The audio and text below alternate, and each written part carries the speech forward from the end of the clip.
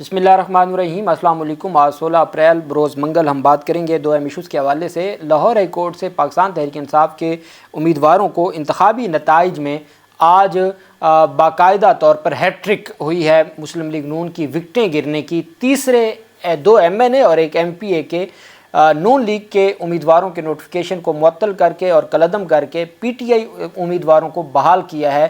انتخابی کیسز میں Lahore high court نے جسٹس شاہد کریم صاحب نے اور جو عبدالرحمان کانجو، اب جن کا میں ذکر آپ کے سامنے کرنے جا رہا ہوں، این اے 154 لودھراں، وہاں سے عبدالرحمان کانجو کو جتوایا گیا تھا جو نون لیگ کے تھے، اور پاکستان تحریک انصاف کے رانا فراز لون کو ہرا دیا گیا تھا جو 6600 ووٹوں سے زائد سے وہ جیتے ہوئے تھے۔ بعد میں 12000 ووٹ مسترد کر دیے اور 3500 سے زائد ووٹوں سے ان کو ہروا دیا گیا۔ وہ گئے لاہور ہائی کورٹ میں۔ لاہور ہائی کورٹ کا سنگل بینچ تھا، جسٹس شکیل احمد صاحب تھے، انہوں نے الیکشن کمیشن کا دوبارہ گنتی کا حکم بھی اور دوسری جانب جو فیصلہ تھا پاکستان مسلم لیگ نون کے امیدوار کی کامیابی کا، اس کو معطل کر دیا۔ انہوں نے کالعدم کر دیا۔ اچھا، کالعدم ہونے کے بعد پی ٹی آئی امیدوار کو ایم این اے بحال کر دیا۔ انہوں نے انٹرا کورٹ اپیل دائر کی۔ انٹرا کورٹ اپیل دائر ہوتی ہے مارچ کے اینڈ میں، 29 مارچ کو انٹرا کورٹ اپیل پر سماعت ہوتی ہے۔ 2 رکنی بینچ ہوتا ہے جسٹس شجاعت علی خان صاحب کی سربراہی میں۔ انہوں نے سنگل بینچ کا فیصلہ معطل کر کے نوٹس کر دیا 16 اپریل کے لیے۔ آج 16 اپریل تھی، انٹرا کورٹ اپیل پر سماعت ہوئی، پی ٹی آئی کے وکلاء بھی پیش ہوئے، لیکن آج بینچ الگ تھا۔ آج جسٹس مزمل اختر شبیر صاحب کی سربراہی میں 2 رکنی بینچ تھا جس میں جسٹس عاصم حفیظ صاحب بھی موجود تھے۔ اب اس بینچ نے آج سماعت کی ہے اور اس سماعت میں جو عدالت نے فیصلہ سنگل بینچ کا برقرار رکھتے ہوئے کالعدم قرار دے دی ہے مسلم لیگ نون کے امیدوار کی کامیابی کو، اور مسلم لیگ نون کے حق میں جو ان کی درخواست پر ری کاؤنٹنگ کا آرڈر تھا اس کو بھی کالعدم قرار دے دیا ہے۔ اہم تفصیلات ہیں جو میں آپ کے ساتھ شیئر کروں گا۔ ساتھ ہم بات کریں گے فواد چودھری کی درخواست پر 9 مئی کے مقدمات سے متعلق آئی جی پنجاب لاہور ہائی کورٹ پیش ہوئے، اس کی تفصیل بھی میں آپ کے ساتھ شیئر کروں گا۔ سب سے پہلے میں آپ کو بتاتا چلوں کہ پاکستان تحریک انصاف نے کراچی میں جلسے سے متعلق ایک درخواست دائر کی تھی سندھ ہائی کورٹ میں، اس کے اوپر سماعت ہوئی اور سندھ ہائی کورٹ نے پی ٹی آئی کی کراچی میں جلسے کی درخواست پر ڈی سی شرکی کو معاملہ حل کرنے کا حکم دے دیا۔ چیف جسٹس نے سماعت کی سندھ ہائی کورٹ نے اور حلیم عادل شیخ وکلا کے ہمراہ عدالت میں پیش ہوئے۔ چیف جسٹس نے استفسار کیا کہ کب جلسہ کرنا چاہتے ہیں۔ درخواست گزار کے وکیل نے موقف دیا کہ ہم 28 اپریل کو کراچی میں پرامن جلسہ کرنا چاہتے ہیں جس کی اجازت نہیں دی جا رہی۔ ہم نے متعلقہ ڈی سی اور انتظامیہ کو بھی درخواستیں دی ہیں لیکن اجازت نہیں دی جا رہی۔ عدالت نے استفسار کیا کہ انتظامیہ کو کیا اعتراض ہو سکتا ہے۔ سرکاری وکیل نے موقف دیا کہ ہم معاملات کو دیکھ رہے ہیں، اجازت کے حوالے سے باہمی رابطے جاری ہیں۔ عدالت نے کہا کہ جب جلسہ کرنا آئین نے ان کو حق دیا ہے تو آپ کون ہوتے ہیں معاملات کو دیکھنے والے؟ ان کا حق ہے، ان کو آپ جلسہ کرنے دیں، اور آپ نے اپنی سیکیورٹی کے معاملات کو دیکھنے ہوتے ہیں۔ یہ ایک سیاسی جماعت ہے، سیاسی جماعت کو آپ جلسہ کرنے دیں، یہ کیا بات ہوئی کہ آپ نے دیکھنا ہے؟ عدالت نے ڈی سی ضلع شرکی کو 1 ہفتے میں معاملہ حل کرنے کا حکم دے دیا۔ عدالت نے ہدایت کی کہ اجازت دینے یا نہ دینے سے متعلق فیصلے سے عدالت کو آگاہ کریں۔ اگر تو آپ اجازت دے دیتے ہیں تو یہ درخواست ویسے ہی نمٹا دیں گے، نہیں دیتے تو پھر ہم فیصلہ دیں گے۔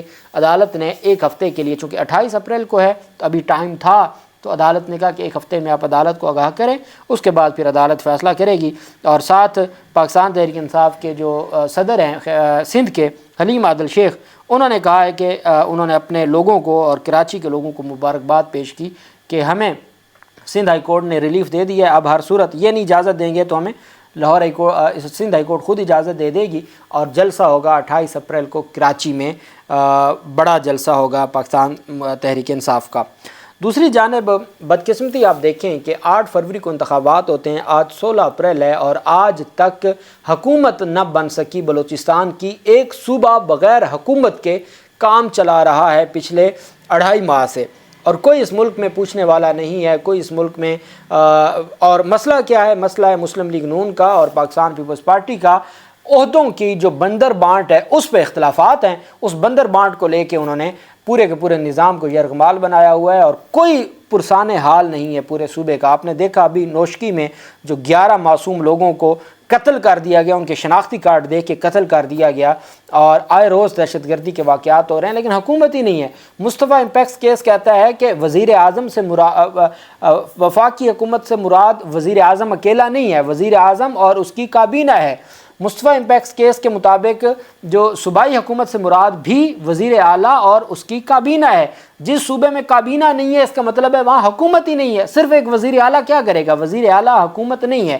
2016 کا مصطفیٰ امپیکس کیس کو آپ دیکھ لیں، اس کے بعد یہ بات طے ہے کہ حکومت سے مراد اس کی کابینہ ہے، وزیر اعلیٰ اور اس کی کابینہ۔ جب کابینہ ہی نہیں ہے، کابینہ تشکیل ہی نہیں دی جا سکی، اور آج تک وہاں پر صرف وزیر اعلیٰ جو پاکستان پیپلز پارٹی کا ہے، سابق وہ نگران وزیر داخلہ تھا، طاقتوروں کا ہے، تو اس وجہ سے وہ ہی اکیلا معاملات کو چلا رہا ہے۔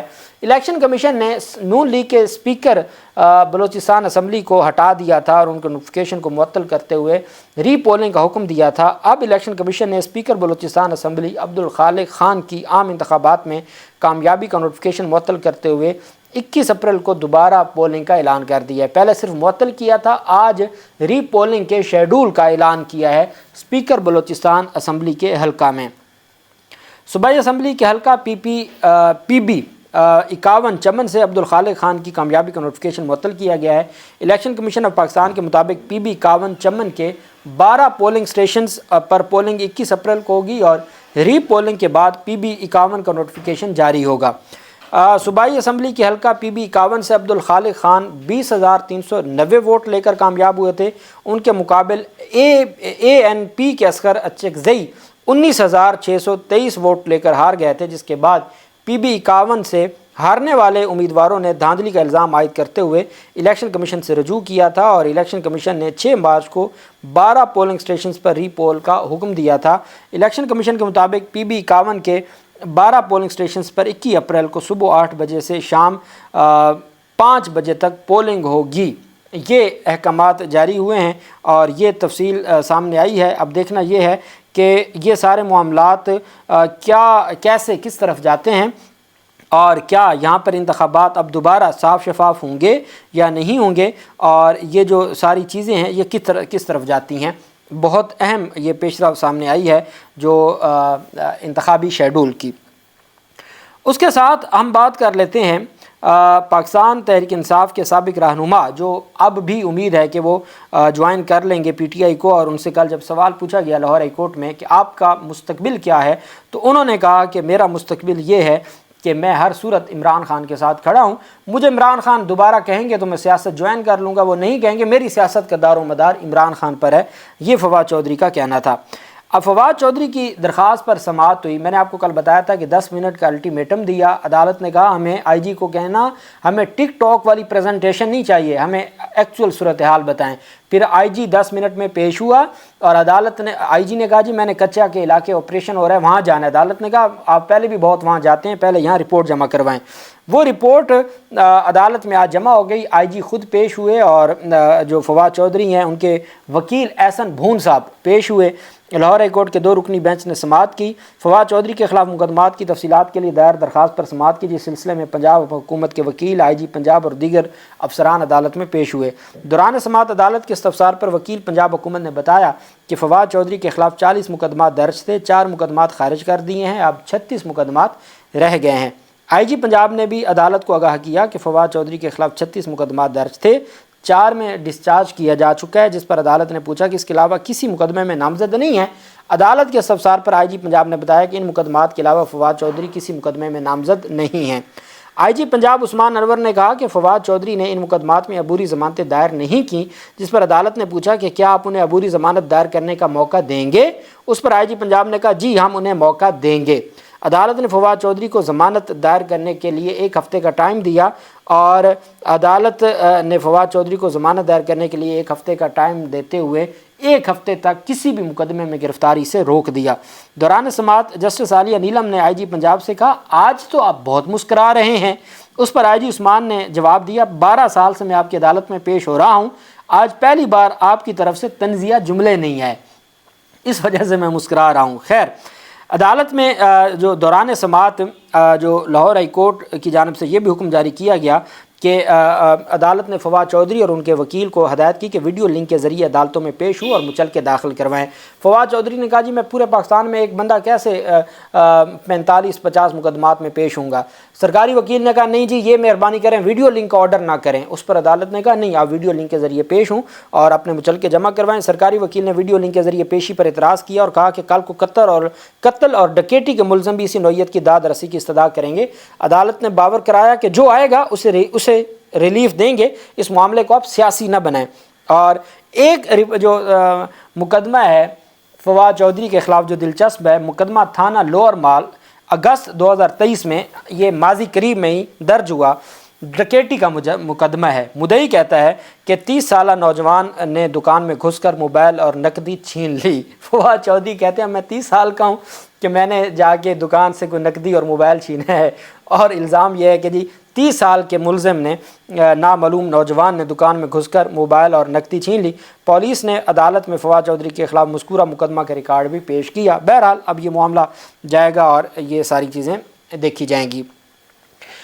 جیسا کہ میں آپ کو بتا چکا ہوں NA 154 میں پاکستان تحریک انصاف کے امیدوار کو MNA بحال کر دیا گیا ہے اور نون لیگ کی عبدالرحمان کانجو کو آؤٹ کر دیا گیا ہے، اور یہ آج کے دن، پہلے میں نے آپ کو بتایا تھا ننکانہ صاحب سے MPA PTI کے MPA کی درخواست پر نون لیگی MPA کی کامیابی کا نوٹیفیکیشن معطل قرار دیا۔